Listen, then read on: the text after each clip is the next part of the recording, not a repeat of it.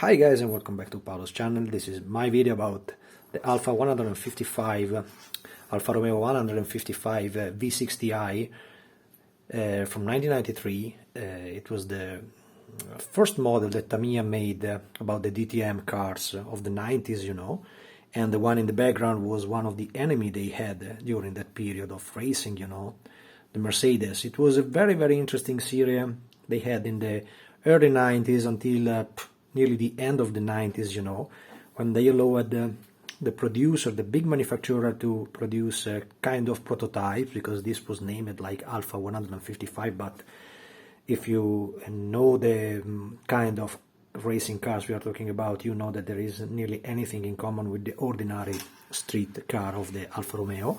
It was just a way to make a commercial for themselves, so they call the car in the same way of a production model, more or less like they do with the NASCAR series, you know.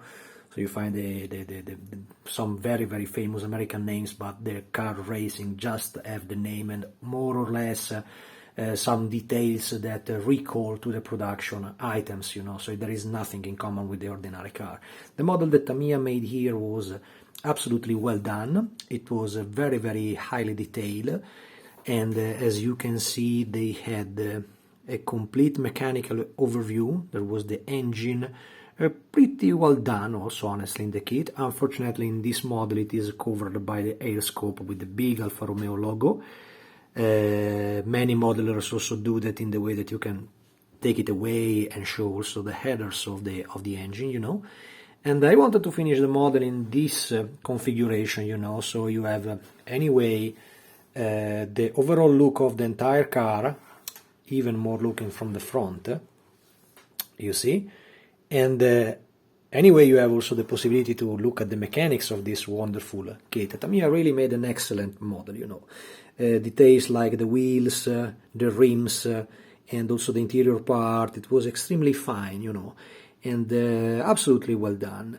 The only issues that you will probably have, as I had when I built up this model, this is a model that I made, I think now, something like 6 or 7 years ago, if not more, you know. It was about the decal sheet, because when I took the original model, this was the original first edition model, you know. They were quite famous to have the decals that became very easy to be damaged, so you have to replace the decal sheets, you know. And when usually the model is or was available, it was also possible to find them quite easy online.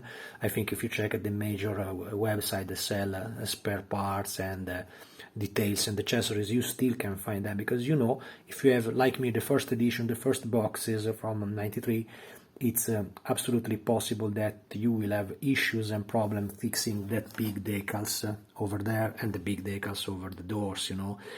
I was kind of lucky because anyway, I had in the first box the decal completely cracked and destroyed, but the guy that sold me the model, this I bought from eBay, from, I think, a Swedish guy, if I'm not wrong, and he was able anyway to provide me an extra decal set, because the decal from his box, from his original box, were completely damaged. So if we find an agreement, instead of have a fight because of eBay, give me back my money, partial refund, no, we simply talked. He was a very kindly modeler, also quite skilled, you know, and he also had extra decal sheets for this model, because he probably had the same issues that I was going to have with this one, so he could fix absolutely in a wonderful way, and we also became quite close friends, you know.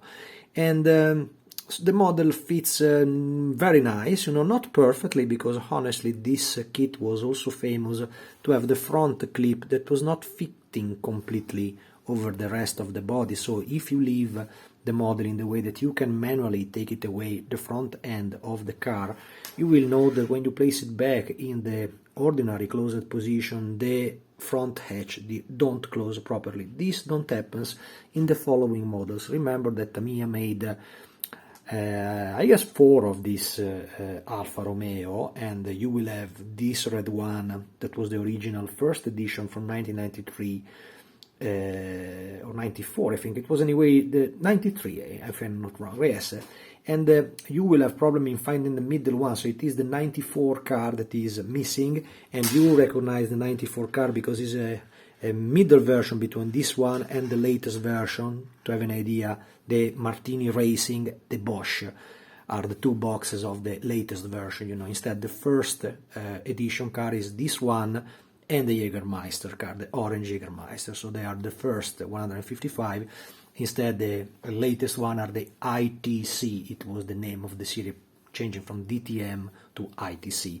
And the Martini Racing car was also possible to be finished in red, so it became the JAS Alfa Romeo, driven by Stefano Modena and Barthez and that other guys, and it was an extra livery. I think Studio 27 made the decal for the Martini Racing Rosso car. Instead, the white car is the ordinary Tamiya box, and also there you will have issues with the decal because they provide the big red spot over the white Martini livery that was a decal, and they also became famous to be very easy damaged and don't fit properly. So my suggestion is always to cut that part, paint it in red, and just use the Martini stripe, the blue and the light blue stripes just to finish the livery. Probably you will have a much better results instead of using the big sheet of decals provided by the original Tamiya box.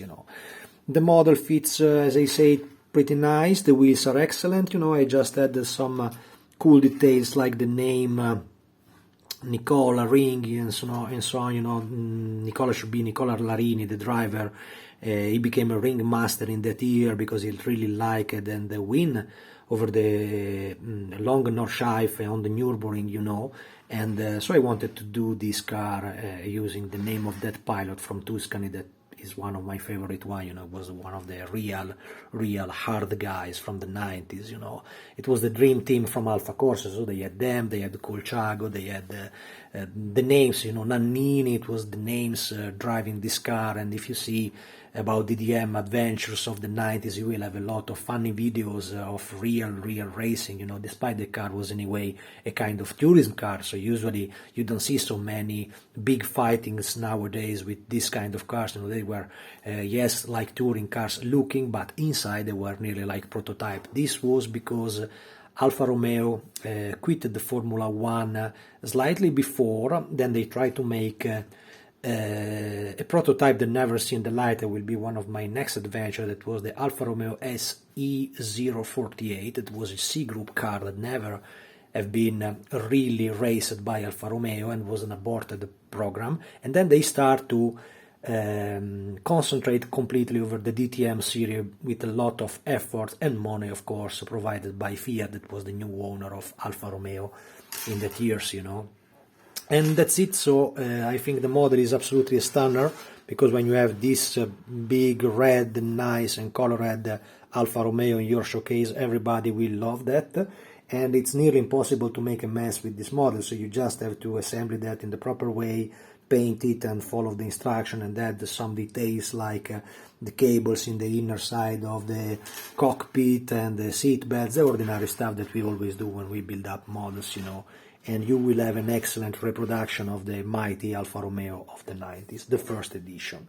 That's it. The next one will be about her, the enemy, joking of course, the Mercedes. That is completely another story, but I wanted them to be near, because my idea should be to do as much as I can when I have spare time of this DTM, ITC, whatever, German, whatever, master shaft like they call series, because I like this kind of vehicles really a lot. That's it. Thanks for watching and see you in the next one.